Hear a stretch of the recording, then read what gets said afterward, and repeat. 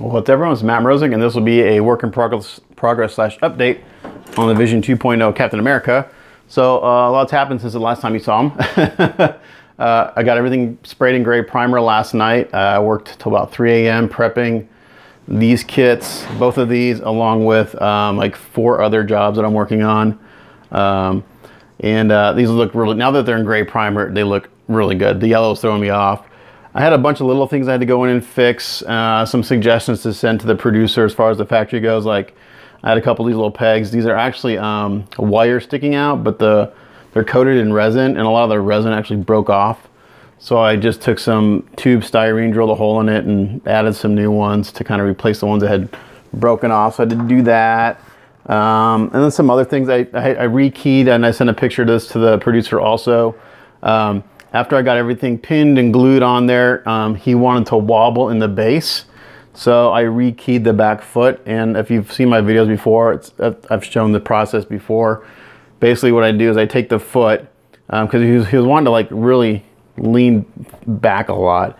I took the rear foot and I coated the whole thing in petroleum jelly or Vaseline, and then I grinded all the factory primer down inside and out of the boot, and I kind of fill the cavity with Bondo, and then I stick the foot in there and I let the Bondo cure. And what that does, it creates an exact key of the foot.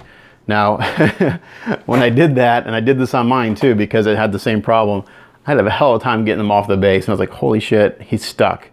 So what I ended up having to do is actually just drill a hole in the bottom of the base up to the foot because it was actually creating a vacuum. It was such a tight fit, I couldn't get it out. Once I did that, I released, and now he comes in, he fits in there in and out perfectly, and he doesn't wobble. Before, when I put him on the base, if I shook this, he would wobble back and forth. So that's fixed.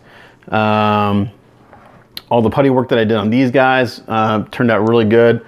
When I did mine, I took it outside this time. I just grinded the hell out of this, and I just basically grounded the whole bottom off, and it took me like 2 minutes rather than 2 hours because I wasn't trying to figure out where it wasn't fitting. I just basically ground the whole bottom off and made it fit. So on mine, it's fixed, and it was easy to do. So from doing the first one, you know, you learn things when you do the next one. So my personal copy is going a little quicker. But also another thing I had to do, and I pointed this out to the producer, that this little cylinder or pouch, when it goes on, part of the trick of the kit version, if you get the kit version, is when you put the torso on, there's 2 pouches that really determine how the torso lines up. There's a big key, and it's got a little play in it. One is this one right here, which is a cylinder, and then you've got, let me just actually get them for you to show you what I'm talking about because it's a little hard to explain. This guy, and then I'll show you what I did to make the other one fit. 1 second, I got them over here in my pile of parts. So when you put the torso on, let me take this arm off so you can see.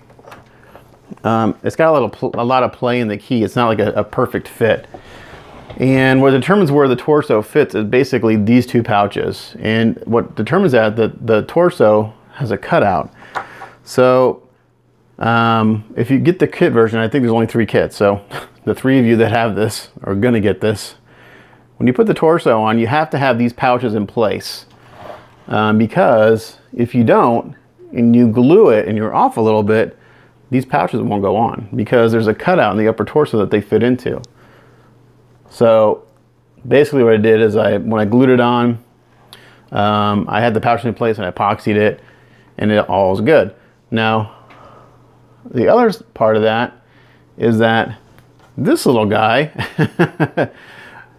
when that's in place, didn't want to go on all the way. And the reason is because there's no cutout in the torso for it. So I went in, I put this part on, I outlined it, and I just dremelled a little section out just like the sculptor did. And now he fits in there perfectly, and you don't see that part that's been drilled out. So a little trick there. So skin tones are for the most part done. These are basically the base skin tones. These will get a little more refinement done when I after I get everything else painted, like his suit and everything painted, because I'm gonna do a little kind of weathering on his skin. You know, he's been in battle, he's beat up. He wouldn't be like perfectly clean. So these are gonna get a little, he's gonna get a little dirty, but I'm real happy with these skin tones. They're similar to the Wolverines, not quite as punchy right now because I am gonna make them a little dirty. But again, my camera's kind of washing it out here, but they look really good. The shading's real natural and subtle. I don't want to say subtle, but it's just real nice smooth transitions from shadows to midtones to highlights. Real happy with that. Everything's been sealed. So the next step on this guy will be to I'll finish up the faces. I'll do the eyes, I'll do the teeth and the mouths, get those taken care of.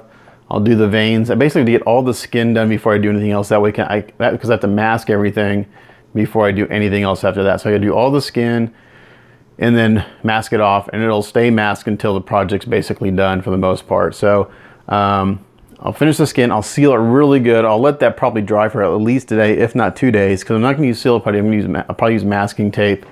I don't know, guys, why don't you use Silva putty? I do for certain things, but when it's gonna be on there for a long time and I'm gonna be handling the piece, Silva putty tends to come off. But I wanna go in there and I wanna be able to cut really accurate masks for all this area in there. Otherwise I'll have to go back and hand brush all this stuff, and that's just, I'd rather just mask it once and be done with it and spray it. So yeah, that's my short update. Only a 6-minute video for you guys, but at least you get to see, I guess I could put them together, all the pouches on. It looks cool. I posted a picture of it on my page this morning. I'm allowed to share the pictures, which is kind of cool. A lot of times I'm not allowed to share what I'm working on. If it's a prototype, they don't want, they want everyone in the world knowing what they got. So let's throw them together real quick. May look a little funny just because he's he's got skin and nothing else going on, but it's actually before 11 o'clock tonight. I'm so amazed. I was up till 2 on Friday, up till 3 yesterday, and I haven't been sleeping good. Just because I got so much on my mind to get this stuff done. So many projects going on. So, and I got another prototype coming on the way. Big old Hulk. Hulk versus Thor. Should be in the mail in the next day or so. So I'll start working on him.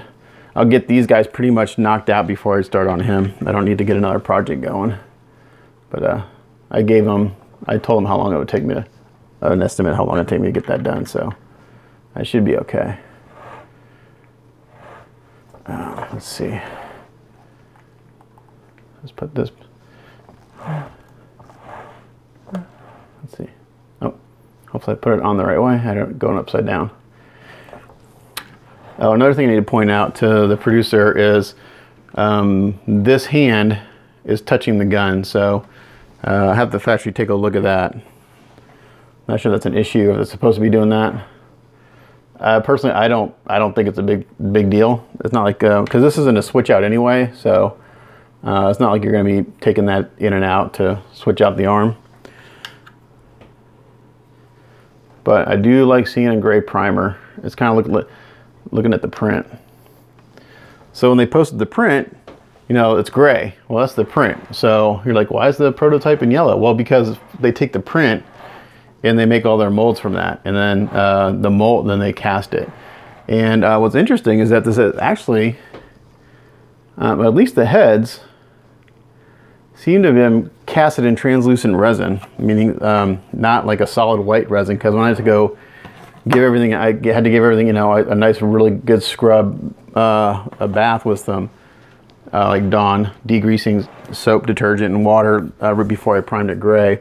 The factory primer was coming off and it looked like translucent resin. So all right, so there he is all together, and I love the shield on the back. I'm not sure if that makes sense, but I love it. I think it's cool. I'm gonna display mine that way. That's how I would do it. So there he is, looking good. So yeah. So a short video, just kind of show you that I got the skin pretty much done. Like I said, I'll get refined with some pastels and stuff towards the end. But right now, after all the flecking and base coating and shading everything, it looks really good right now. It looks real natural. I'm real happy with it. So, but it'll look better when it gets a little bit dirty. But that's it for this video. Thanks for watching. We'll catch you guys next time.